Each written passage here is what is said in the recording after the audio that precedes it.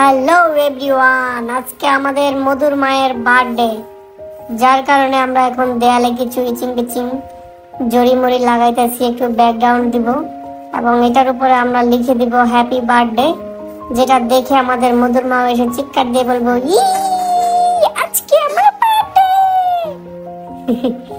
দেখতে পাচ্ছেন ইমনে দুই হাত জায়গায় দিয়ে উপরে খাড়ায় রয়েছে, আর আমি হচ্ছে টেপ মারতেছি। এখানে হ্যাপি বার্থডে যে লেখাটা আছে এটা আমরা এখন লিখে সেট করে দিলাম।